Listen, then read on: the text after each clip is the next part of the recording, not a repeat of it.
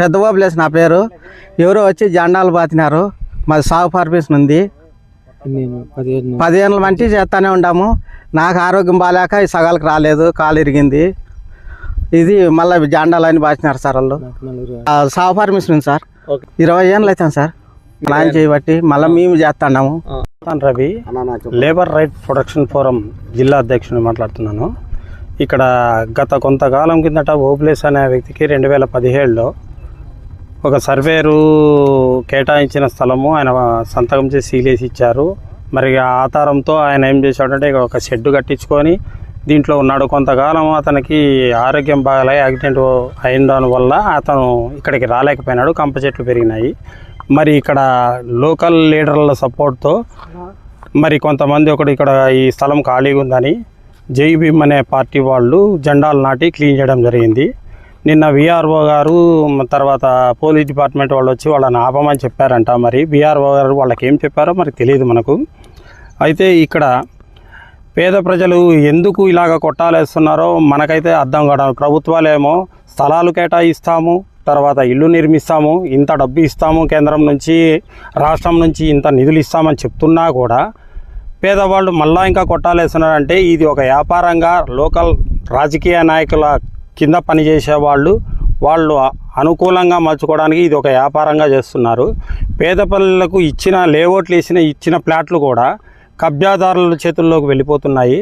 అది కలెక్టర్ దృష్టికి తీసుకుపోయినా కూడా ఎంఆర్ఓ విఆర్ఓ గారు అన్ని ఆధారాలు ఉండి స్టేట్మెంట్ ఉండి రికార్డులో ఉన్న పేపర్లు చూపించినా కూడా కబ్జాదారులకు లోకల్ నాయకులకే సపోర్ట్ చేసి వాళ్లకు అన్యాయం చేస్తున్నారు. ఈ విధంగా పేదలకు ఇచ్చిన పట్టాలని ఇచ్చినట్ల ఇచ్చి రాజకీయ నాయకుల కింద పనిచేసే వాళ్లకు ఏ ఆధారం లేకుండా మీరు ఎందుకు కట్టుకోలేదు అని వాళ్ళకు చెప్పి తర్వాత వాళ్ళ దగ్గర ఏమీ ఆధారం లేకుండా ఎంఆర్ ఆఫీస్కి వాళ్ళు పోతే వాళ్ళకి ఏమీ తెలియదు, ఒక అర్జీ పెడతారు. అక్కడ విఆర్ఓకి నమోదు కాలేదని ఒక స్టేట్మెంట్ ఇచ్చేసేస్తారు.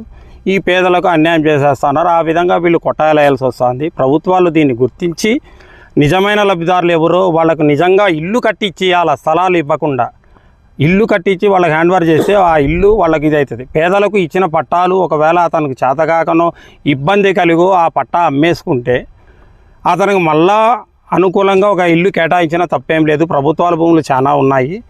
ఇక్కడ ఇలా వేయకుండా ఉండడానికి ప్రభుత్వాలు ముందుకు రావాలి. వచ్చి ఇప్పుడు గత ప్రభుత్వంలో ఎన్నో ఎకరాలు కొనిపెట్టి రిజర్వ్ చేసి ఉన్నారు. మరి ఇప్పుడు చంద్రబాబు నాయుడు గారి ప్రభుత్వంలో సచివాలయాల్లో అర్జీలు పెట్టుకుంటామంటే చాలామంది పెట్టుకున్నారు. మరి వీళ్ళు కూడా అర్జీలు పెట్టుకోకుండా ఇక్కడికి వచ్చి కొట్టాలేయడానికి కారణం ఏమంటే లోకల్ నాయకులు దీన్ని కబ్జా చేసి వాళ్ళ పేర్లు చెప్పి ఎస్సీలకు ఇచ్చిన భూమిలోనే ఎస్సీలోనే పురమాయించేసి వాళ్లకు పెట్టి వీళ్ళు లబ్ధి పొందే మార్గాలు ఎక్కువ చేస్తూ ఉన్నారు.